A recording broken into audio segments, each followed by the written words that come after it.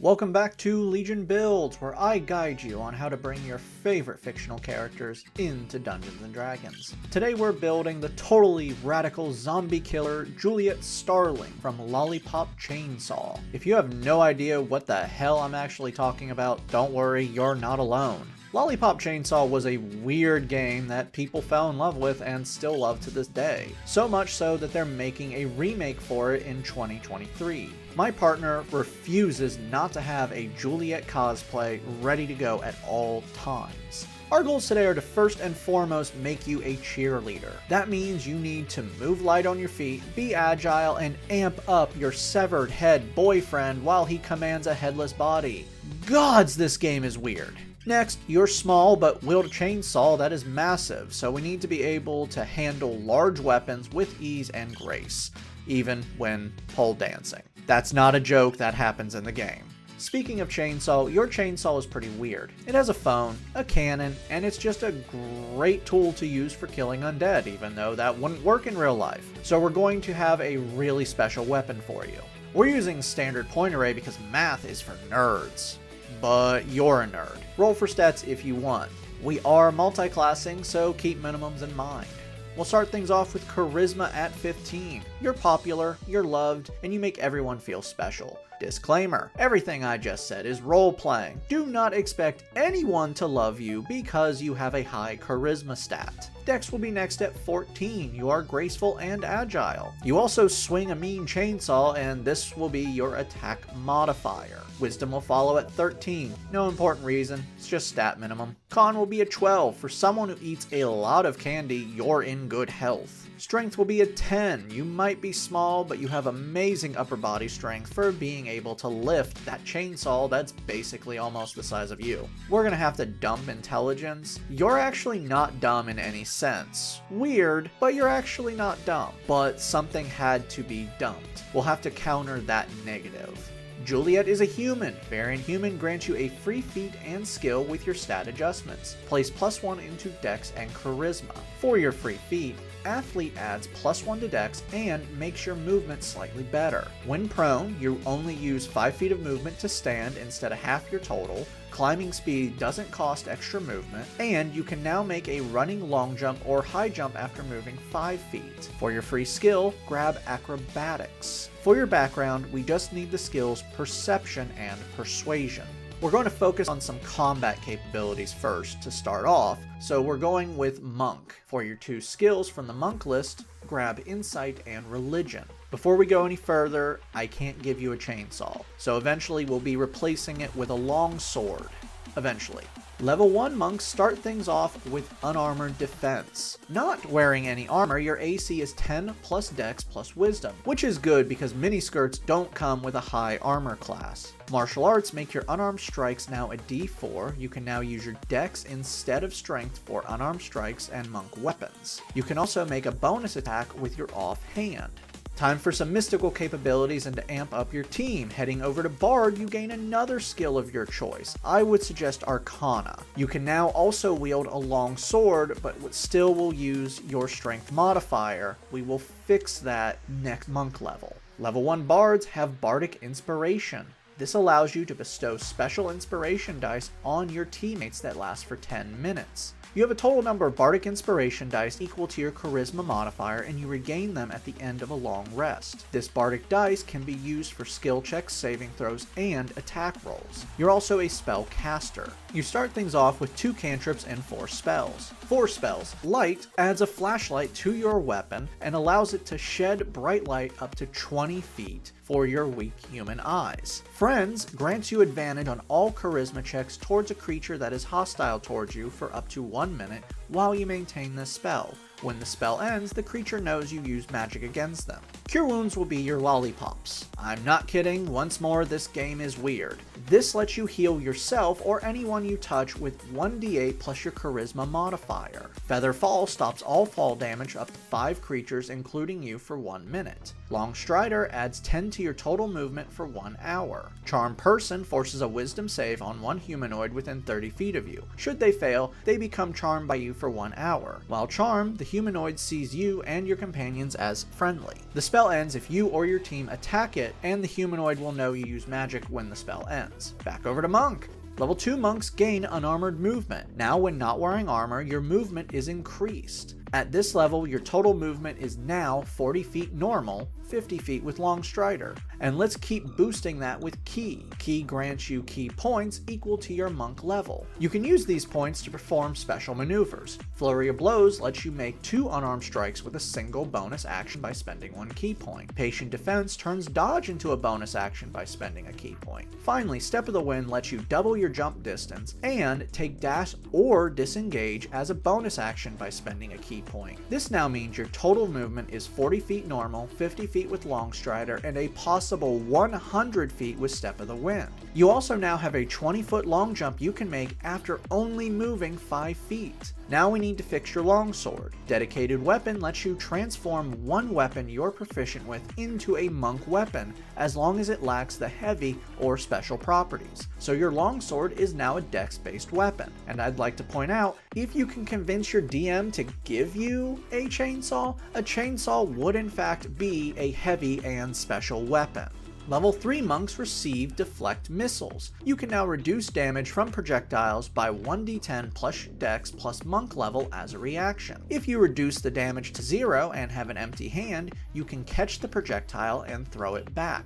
You also receive your subclass. Kensai monks empower their weapons for improved damage. Kensai weapon turns any weapon into a monk weapon and will receive more bonuses later on. Right now you have 1 melee and 1 ranged weapon. Choose your longsword and whatever else. Remember, in the game, your chainsaw is both a melee weapon and a ranged weapon. Agile Parry lets you turn your Kensai weapon into a defensive weapon. While holding your Kensai weapon, but only using your bonus action to perform an unarmed strike, you gain +2 to your AC. Kensai Shot lets you use a bonus action to add damage equal to 1d4 for the current turn to your ranged Kensai weapon. Level 4 monks now have Slow Fall. You can reduce falling damage by 5 times your monk level as a reaction. Not as good as Feather Fall, but it doesn't use a spell slot. Quickened Healing lets you heal yourself by spending 2 Ki points equal to 1 martial arts dice plus your proficiency bonus. You also earn your first ability score improvement. Place this into Dex for better attacks and AC.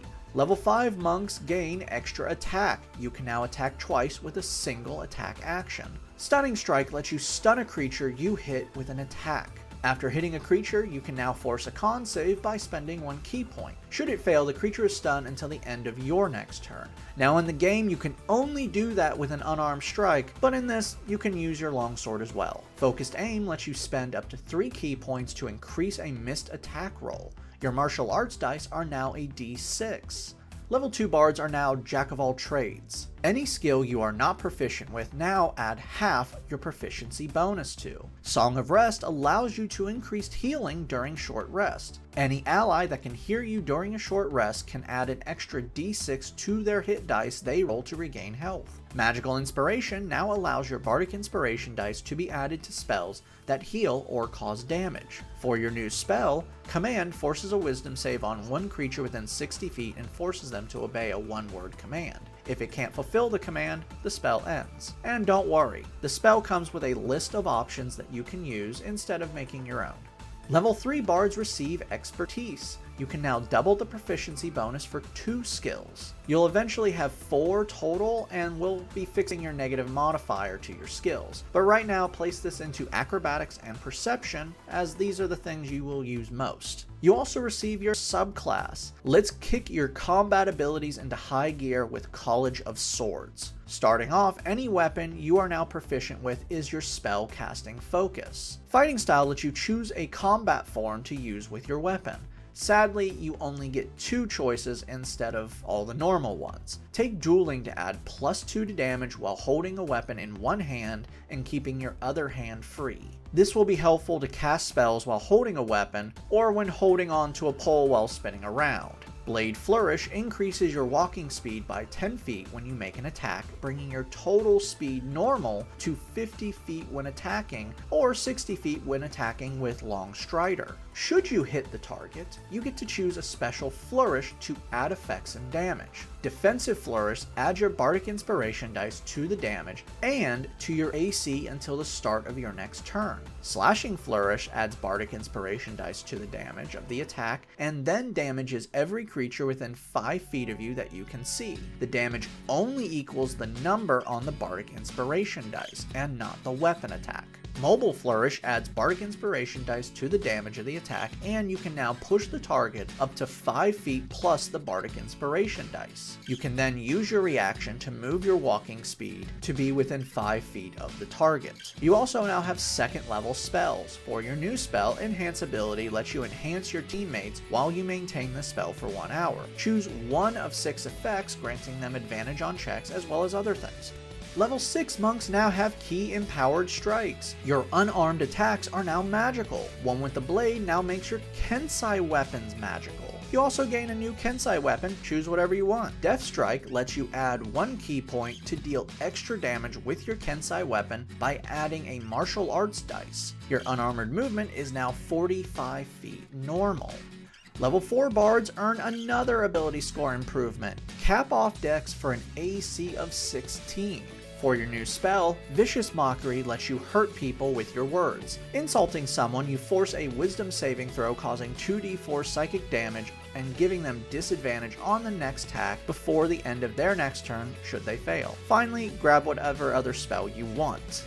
Level 5 bards have their Bardic Inspiration upgraded to a D8. Font of Inspiration allows you to regain all Bardic Inspirations after a short or long rest. You also now have 3rd level spells. For your spell, Speak with Dead allows you and Nick to maintain your relationship even after you have to cut off his head. For 10 minutes, you can ask a corpse 5 questions. The corpse answers will be brief, it will only know what it knew in life, and it doesn't actually have to be truthful. You're now character level 11, which means Vicious Mockery does 2d4 psychic damage. Level 6 bards gain Counter Charm. As an action, you start a performance that lasts until the end of your next turn. During this performance, you and any friendly creature that can hear you within 30 feet of you has advantage on saving throws against being charmed or frightened. The performance ends early if you are incapacitated, silenced, or you just end it. For your new spell, Mass Healing Word lets you heal up to 6 creatures within 60 feet of you by 1d4 plus your Charisma modifier. Level 7 bards just get 4th level spells. For your new spell, Charm Monster is an upgraded version of Charm Person, but now you can target any creature other than a humanoid. Level 7 monks receive Evasion. Now, when you succeed on a dex save, you take no damage and only half on a failure. Stillness of Mind lets you end 1 effect on yourself, causing you to be charmed or frightened. Level 8 monks earn another ability score improvement. Bump up Charisma for better spell DCs and more Bardic Inspiration. Level 9 monks gain improvement to their Unarmored Movement. You can now run across liquid surfaces and up vertical surfaces. You do not stick to the surface and will fall when you stop moving. Monks now have Purity of Body, making you immune to disease and poison. Your Unarmored Movement is now 50 feet without any bonuses. You're now character level 17, meaning Vicious Mockery is now 4d4 psychic damage. Level 8 bards earn our final ability score improvement. Cap off Charisma for 5 Bardic Inspirations and a spell DC of 19. For your new spell, Confusion creates a 10-foot radius sphere within 90 feet of you. Each creature in the sphere must make a wisdom save or become affected. Each affected creature can't take reactions and must roll a d10 to determine how they act at the start of each of their turns. They could move randomly in any direction and lose their action. They can't move or take actions, randomly attack anyone within reach, or act as normal. At the end of each of its turns, the affected creature must make the save again to end it. You must maintain this spell for up to 1 minute. If you're wondering why you took this spell, listen to Juliet for a few minutes in the game and you'll understand. Level 9 bards have their Song of Rest improved to a D8. You also now have 5th level spells. For your new spell, let's bring Nick back to life. Raise the Dead brings one person back to life as long as they're not dead for more than 10 days. They come back with 1 HP, have any non-magical poison or disease neutralized, and it doesn't actually return body parts. Oops.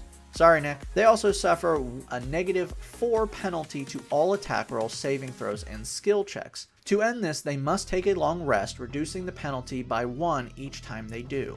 Our final level is level 10 Bard, and we're going big for this one. First, you receive 2 more expertise. Go ahead and place this into Religion and Arcana to negate the negative. Next, your Bardic Inspiration is upgraded to a D10. And finally, you receive Magical Secrets. You can now pull 2 spells from any spell list and make them Bard spells as long as they are the appropriate level. I know it's a bit late in the game, but it's time for Chainsaw Blaster. Firebolt fires a blast at 120 feet, dealing 4d10 fire damage on a hit. Fireball causes an explosion within 150 feet of you. A 20-foot radius sphere of fire appears within range and forces everyone within the sphere to make a Dex save. Or take 8d6 fire damage on a failure. You can upcharge this by adding spell levels to add more d6s. You also gain another cantrip from your Bard spell list, Go Wild. We're now level 20, so let's recap. Your stats should be Strength 10, Dex 20, Con 12, Intelligence 8, Wisdom 13, Charisma 20. Your total levels being Bard 10, Monk 10.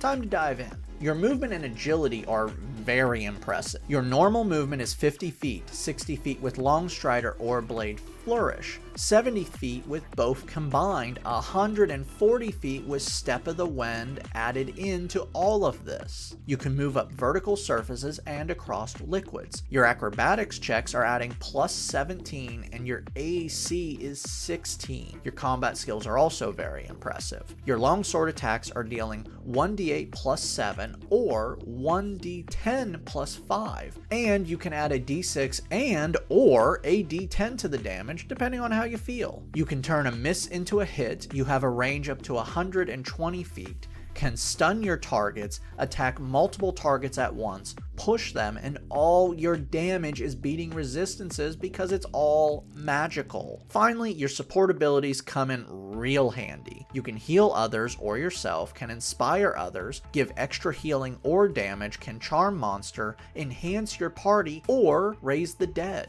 Downside: you have an okay number of resources, not great but okay, 15 spell slots, 10 key points, and 5 bardic inspirations. If you're not careful, that could burn out, but this is minor. Your wisdom intelligence saves are pretty low to just bad. Wisdom is actually a pretty big save, but at least it's not a negative like intelligence. Your health is also okay, with 123 taking the average. So you're not really the best frontline fighter by yourself. This is a pretty decent build, not perfect or great, but pretty decent. Your abilities to help the party will make you very valuable, and your combat capabilities will come in real handy. So sparkle on and fight with your friends to save the high school. Oh, and one more thing. This game is really weird. I just wanted to mention that one more time. If you like bringing your favorite video games to life inside D&D, head over to my video game character playlist for characters from Mortal Kombat, Borderlands, Dead by Daylight, and more. Don't forget to like and subscribe to not miss a single new build, and remember, requests are always open at gonzo63rd@gmail.com.